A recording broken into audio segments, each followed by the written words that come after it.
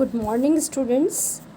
आज के हमारे अध्ययन का विषय है फासीवाद के प्रमुख सिद्धांत। फासीवाद का विकास सबसे पहले इटली में हुआ।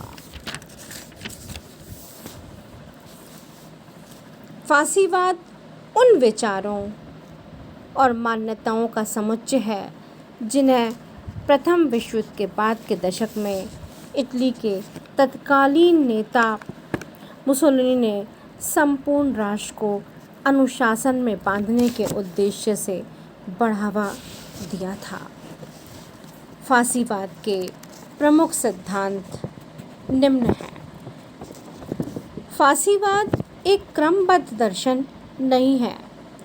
जिस प्रकार आदर्शवाद, व्यक्तिवाद या साम्यवाद एक क्रमबद्ध दर्शन है, उसी प्रकार फासीवाद क्रमबद्ध दर्शन नहीं है।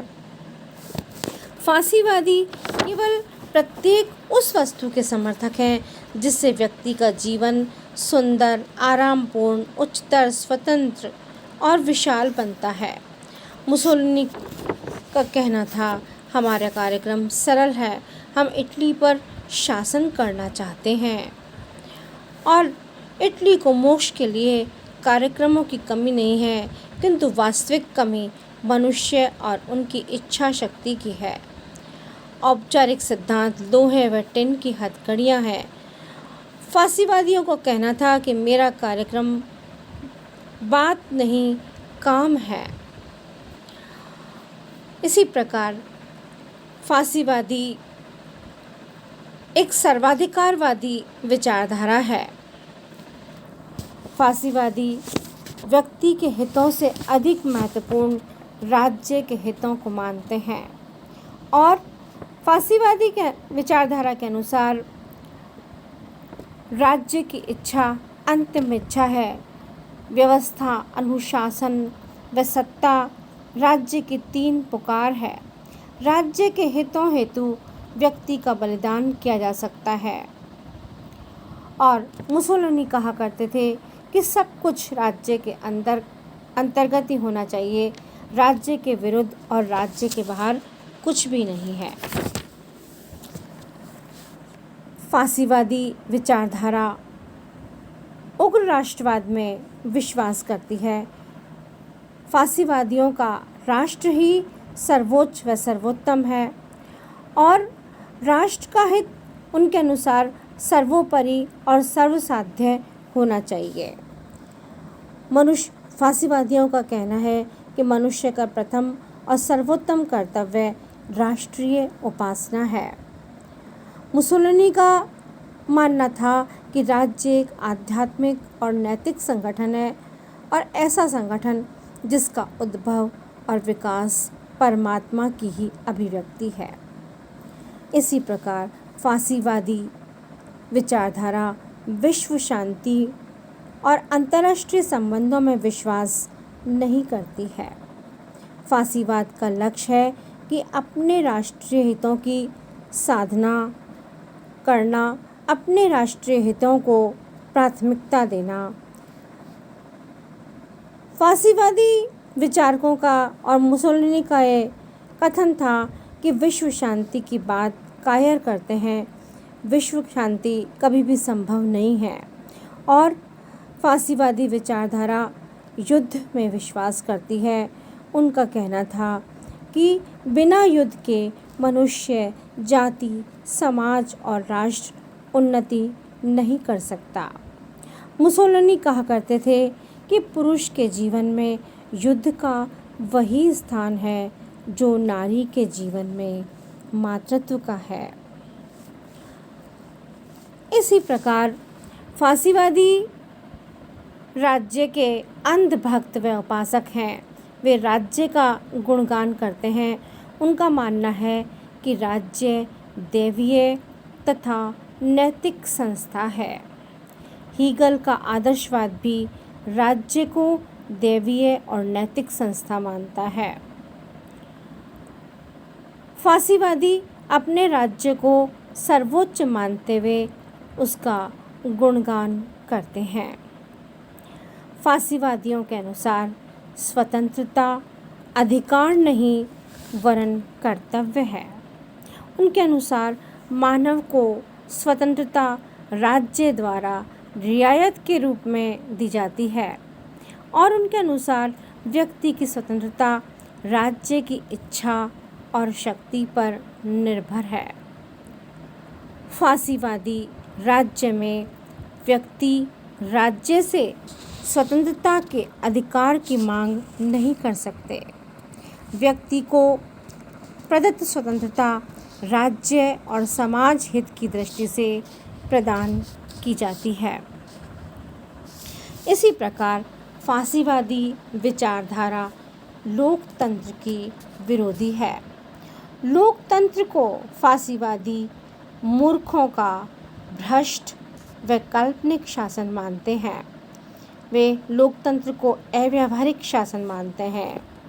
इसी तरह फांसीवादियों ने ये कहा कि प्रजातंत्र शव है, संसद बातों की दुकान है।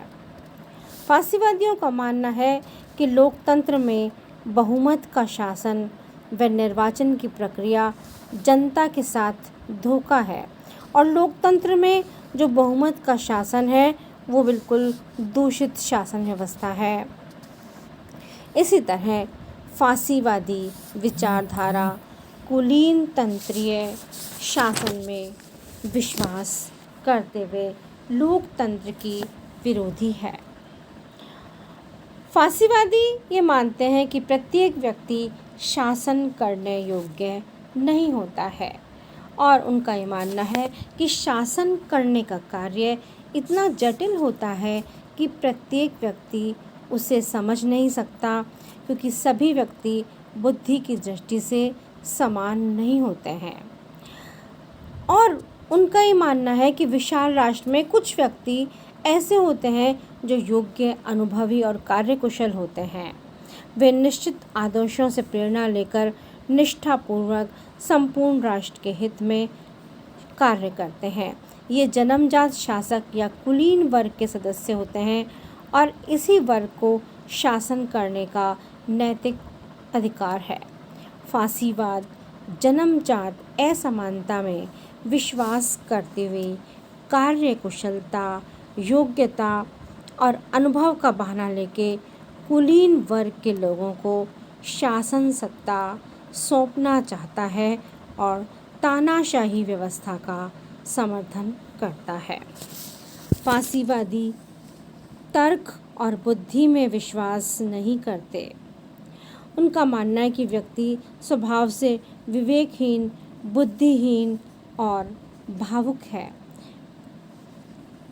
इसी तरह फांसीवादी विचारधारा समाजवादी व मार्क्सवादी विचारों का विरोध करती है। फांसीवादी वर्ग संघर्ष या इतिहास की आर्थिक व्याख्या की धारणा में विश्वास नहीं करते हैं। इनका विचार है कि संपूर्ण जीवन आर्थिक तत्वों से ही संचालित नहीं होता है। धैर्य, देशभक्ति, वीर पूजा और पवित्रता भी मानव जीवन के महत्वपूर्ण तत्व हैं। फांसीवादी पूंजीपतियों का समर्थन करते हैं और उनका ये मानना है कि श्रमिकों और पूंजीपतियों में तथा समाज के सभी वर्गों में सहयोग व समन्वय स्थापित करके ही राज्य का विकास किया जा सकता है। और मुसोलिनी का ये कहना था कि आर्थिक समृद्धि मनुष्य को उन पशुओं के समान बना देगी जिन्हें केवल अपना पेट अच्छी तरह भरने की ही चिंता रहती है और इस प्रकार मनुष्य जाति का अस्तित्व केवल भौतिक हो जाएगा। फांसीवादी विचारधारा धर्म व चर्च का समर्थन करती है और फांसीवादी विचारधारा साम्राज्यवादी है। फांसीवादी का विचार है कि बिना साम्राज्यवाद के इटली का विकास नहीं हो सकता था, उनका ये मानना था। और फांसीवादी विचारधारा का ये मानना था फांसीवादियों का कि साम्राज्यवाद से ही राष्ट्र की समस्त समस्याओं का समाधान होता है और जहाँ तक संभव हो प्रत्येक राष्ट्र को अपने से दुर्बल राज्य को विजय करके एक साम्राज्य की स्थापना करनी चाहिए।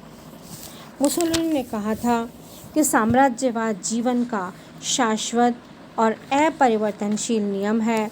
इटली का विकास एक जीवन तथा मृत्यु का प्रश्न है। इटली का या तो प्रसार होना चाहिए या उसे मर जाना चाहिए। मुसोलिनी फासीवादी राज्य को संघ कहते थे और वो निगमनात्मक राज्य में विश्वास करते थे।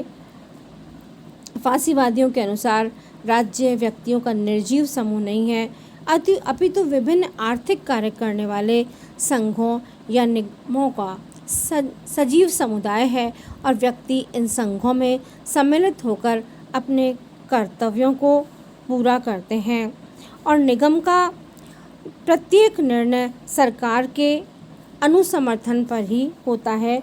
ये सभी निगम राज्य के अधीन कार्य करते हैं और प्रत्येक निगम का जो अध्यक्ष है वो निगम मंत्री कहलाता था। निगम सरकार को आर्थिक व्यवस्था संबंधी सुझाव भी देते थे। निगमों की रचना श्रमिकों और मिल मालिकों के हितों में सामंजस्य उत्पन्न करने की दृष्टि से की गई थी। यही फासीवादी निगमनात्मक राज्य का उद्देश्य था और इस निगमनात्मक व्यवस्था के कारण इटली की संपूर्ण आर्थिक व्यवस्था पर फासीवादी राज्य का संपूर्ण प्रभुत्व स्थापित हो गया।